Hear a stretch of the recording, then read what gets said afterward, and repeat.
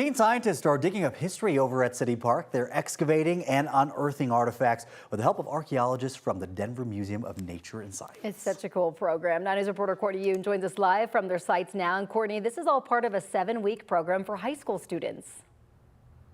That's right. Good morning, Corey and Jordan. Denver Museum of Nature and Science is doing this in partnership with Denver Parks and Rec, and they do have teenagers here who are excavating City Park. One of the archaeologists here at the museum is Erin Baxter. Good morning, Erin. Good morning, Courtney. Thanks for having me.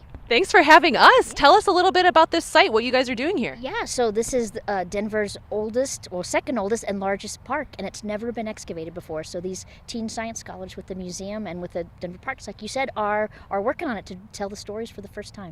What have you guys found so far? Because they have found some artifacts. They have. They found lots of stuff from the last 100 years or so, nails and plastic and little unidentifiable things we'll learn in the lab, but they've also found evidence of indigenous occupation, which has never before been documented here.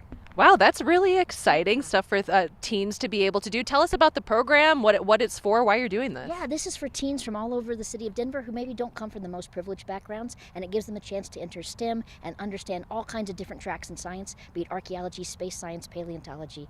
They come and work for the museum for the whole summer.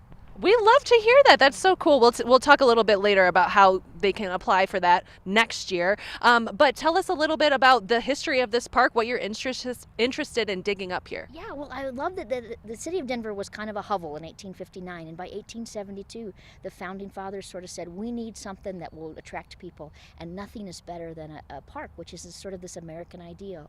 And it's democratizing, and it's open to everyone, and there's so many famous people who were here, but there's so many just regular Denverites like us who have stories to tell here, and I hope these kids are going to get at those. Yeah, give us some of that history, the people that have been here, the things that this park has seen. Yeah, well, we know from history that Amelia Earhart was here, Martin Luther King sat over here, there was a really great naked Grateful Dead party right in front of the museum. Mamie Eisenhower just grew up down the block and had a picnic here, but also lots of different communities here. So like Japanese Americans are responsible for the cherry blossom trees that are here.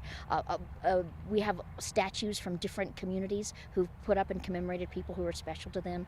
All of those stories are part of Denver's history and part of this park.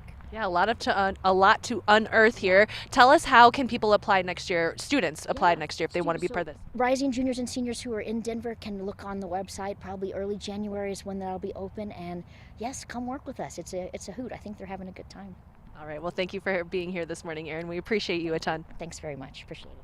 All right, okay, back to you guys in the studio. You heard that. You can apply in January 2025 if you're a high school student. Love Jordan? this program, Courtney. Thank you so much for sharing it with us. Now,